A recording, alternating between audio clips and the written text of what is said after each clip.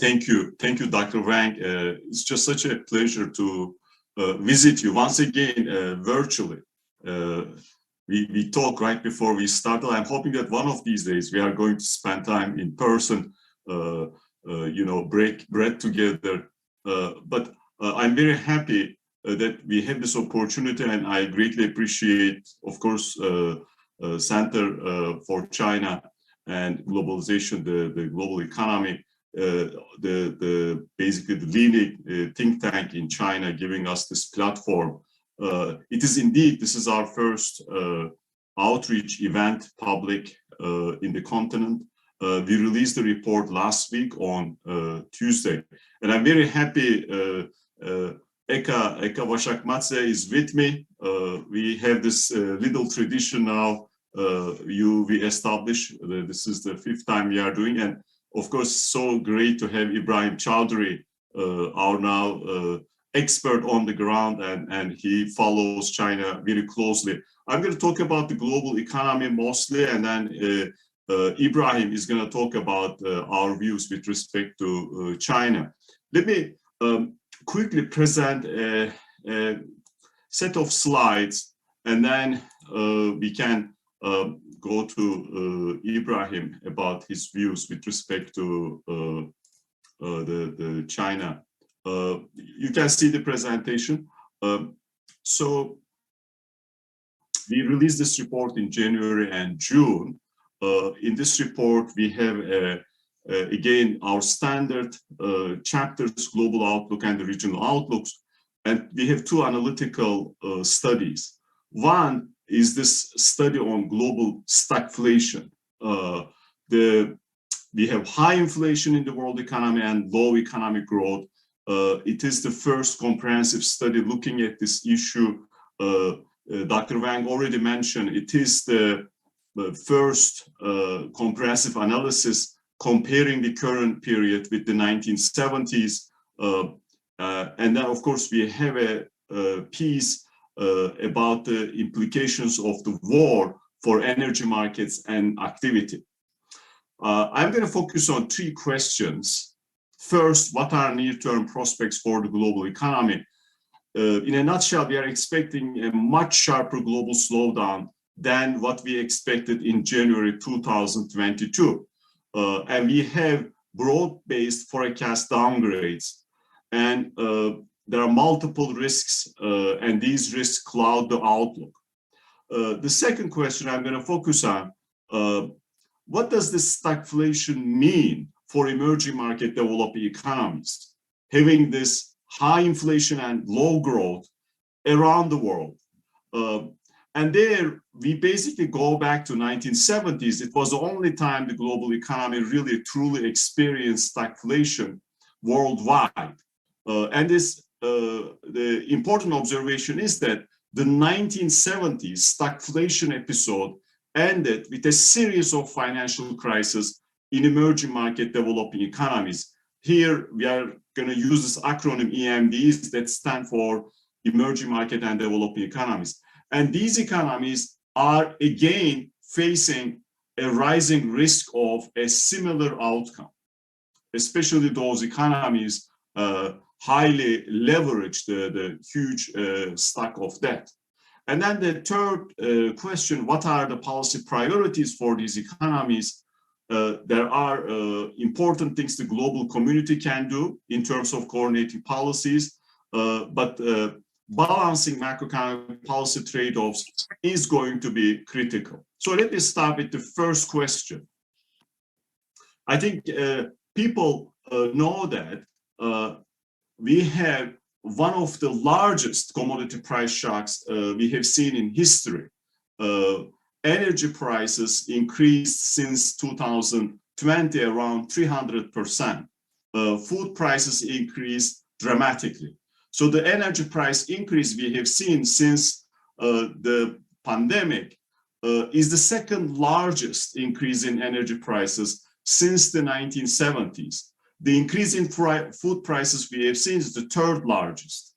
And I think the people also know financial conditions are tightening, and tightening quite rapidly in this country, in the United States, there is this Federal Reserve meeting tomorrow. They are going to announce the interest rate increase that will, in all likelihood, add more to this tighter financial conditions.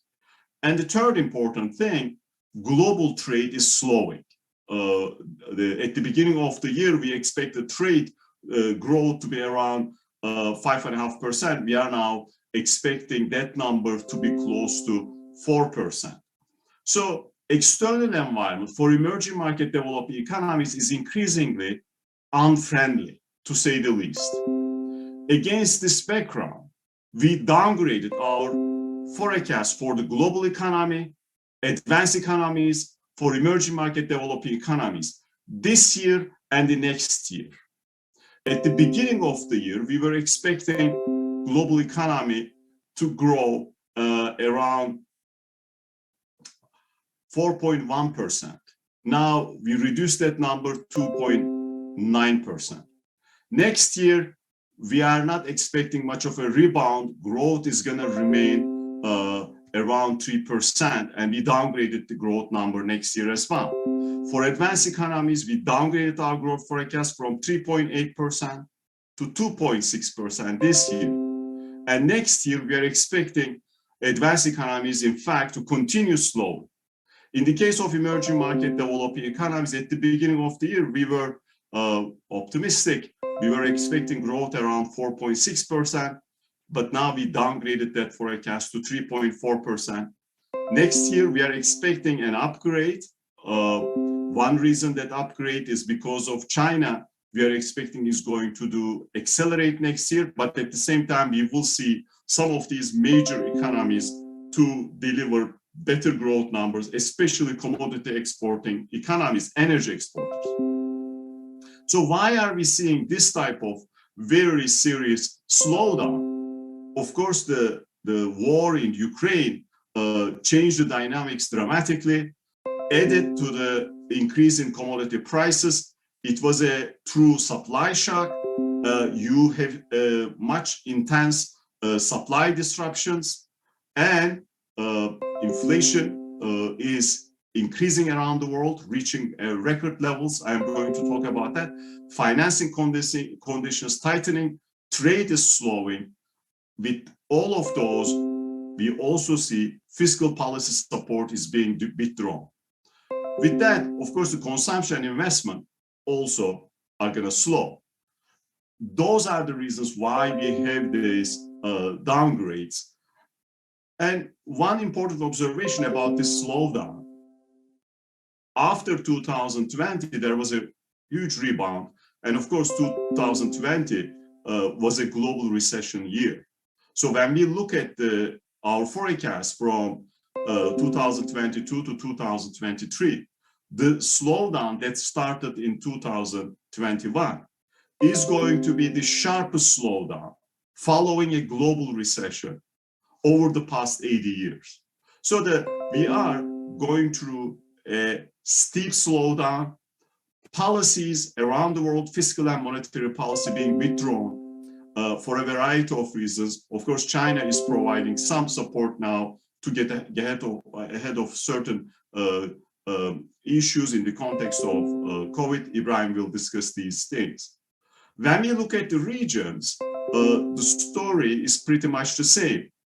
From 2021 to 2022, all regions except Middle East, North Africa region are expected to slow. And we pretty much downgraded our forecast everywhere except Middle East, North Africa, and we kept our forecast pretty much constant in the case of Sub-Saharan Africa. In East Asia Pacific, we are expecting a serious slowdown from the rebound last year. We downgraded the forecast. In Europe, Central Asia, Ukraine will have significant contractions. We are expecting Ukraine to contract around 40%, Russia to contract around 8 to 9%. And then, of course, in Latin America, Caribbean, despite the increase in commodity prices, because of the inflation problem, we are expecting a very sharp slowdown from 6.7% last year to 2.5% this year. In the Middle East, as much as oil exporters are going to deliver higher growth numbers, the rest of the region is going to continue struggling, especially because of increase in commodity prices and food prices critically. Now, let me put these things in context. Here, you see the fraction of countries we downgraded. The color red shows you the fraction of countries we downgraded, and the blue upgraded, and the orange, no change. For the world economy as a whole, we downgraded more than 70% of countries. In the case of advanced economies, we downgraded growth for this year more than 80%. For commodity importers, we downgraded growth for more than 80%. In the case of energy exporters, of course, there were upgrades primarily because of how energy prices accelerated over the past 2 years. So global economy is going through a very steep slowdown, and this slowdown is highly synchronized. And there are multiple risks. They amplify each other, and in all likelihood, we might end up seeing even weaker growth. We discussed these issues in the report. Number one risk is associated with Russia's invasion of Ukraine and the geopolitical tensions. The war can intensify, can spread other parts. Of course, the challenges associated with the war, the commodity price increases, and supply disruptions can also magnify for a variety of reasons. The second important risk is the risk of stagflation. High inflation for an extended period of time and weak growth for an extended period of time. This risk today is much higher than 6 months ago.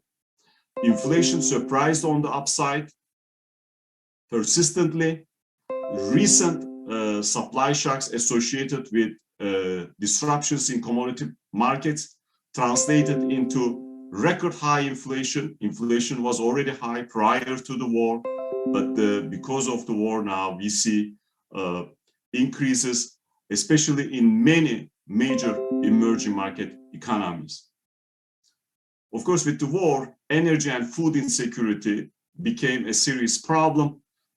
We are worried about intensifying food insecurity in many countries, given the war, how the staples of main commodities basically are now subject to significant supply disruptions.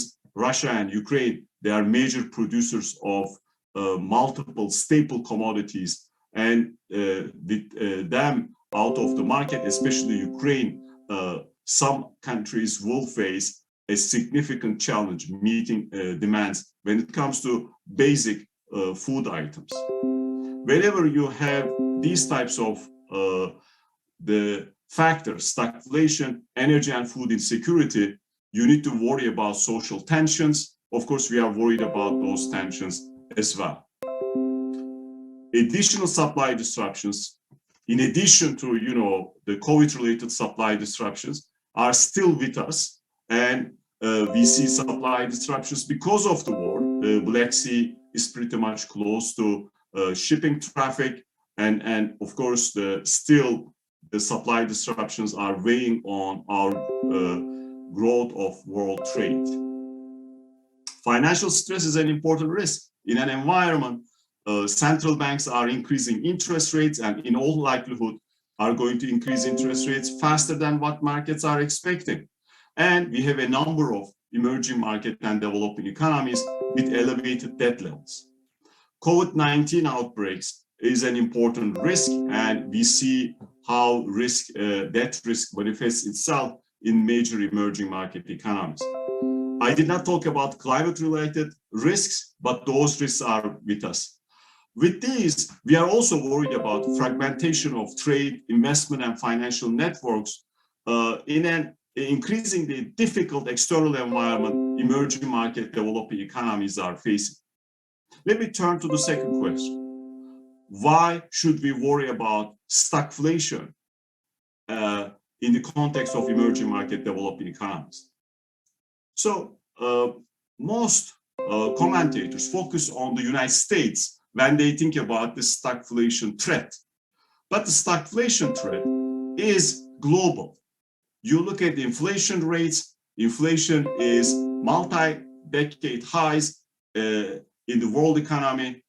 It is at the highest level for advanced economies since the early 80s, for emerging market developing economies since the early 2000s. At the same time, we also see rapidly slowing growth. I already talked about that. But the growth slowdown in all likelihood will continue in 2020s. Our estimates suggest that we will see on average 0.6 percentage points lower growth in this decade than what we saw in the previous decade. So there is this possibility. In an environment you have limited fiscal space, in an environment there is limited appetite for structural policy interventions, and of course tightening financing conditions, we will see tepid growth for an extended period of time. We had this problem in the 1970s, and in the 1970s we also saw sharp increases in commodity prices, especially oil prices. During 1973-74 and 78-79, there were major oil price shocks. Growth was weak, and at that time, monetary policy was highly accommodative throughout the decade for a variety of reasons. So what are the big similarities of the current period with the 1970s? The first similarity is high inflation. Inflation average in the 1970s around 10%. Now we have inflation around 8% at the global level. In the 1970s, we had a very sharp slowdown following the 1975 global recession. We now have even a sharper slowdown following the 2020 global recession. In the 1970s, we saw this, of course, recession following the oil price shock of 1974-75. There was a supply shock.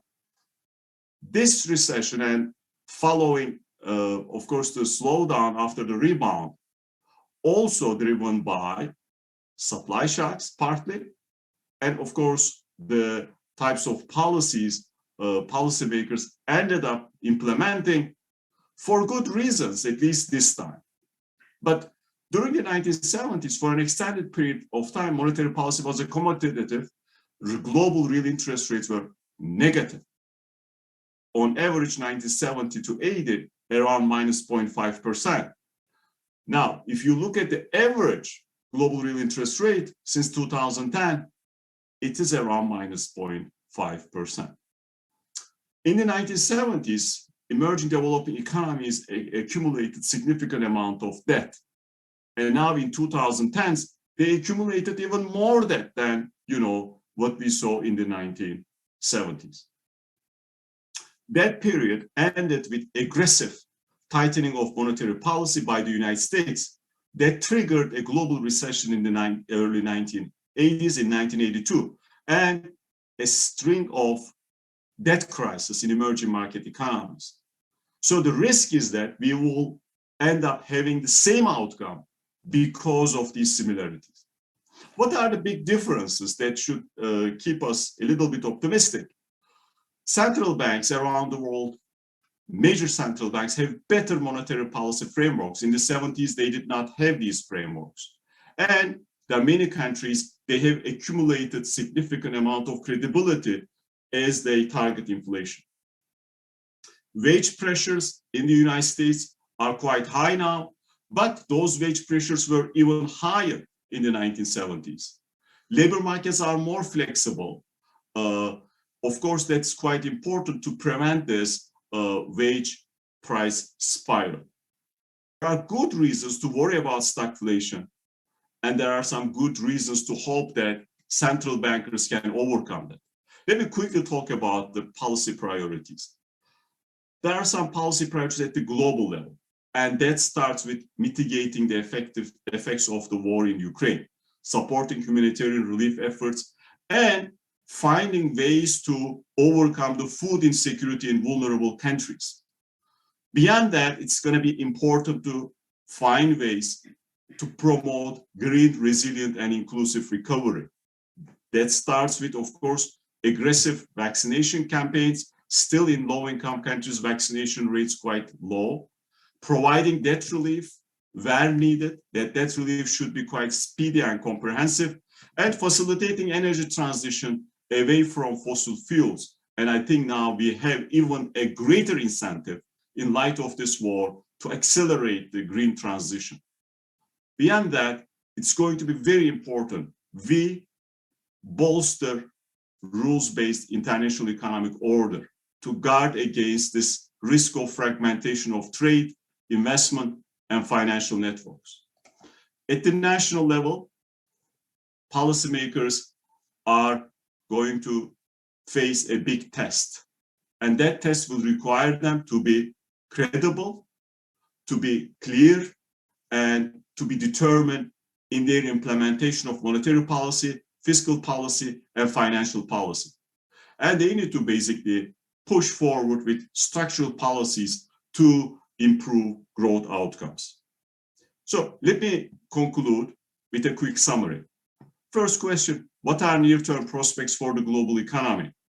We are going through a historical slowdown. It is the sharpest slowdown we have seen since early 1940s, following a global recession episode. There are multiple downside risks clouding the outlook. One of the most important things is the risk of stagflation.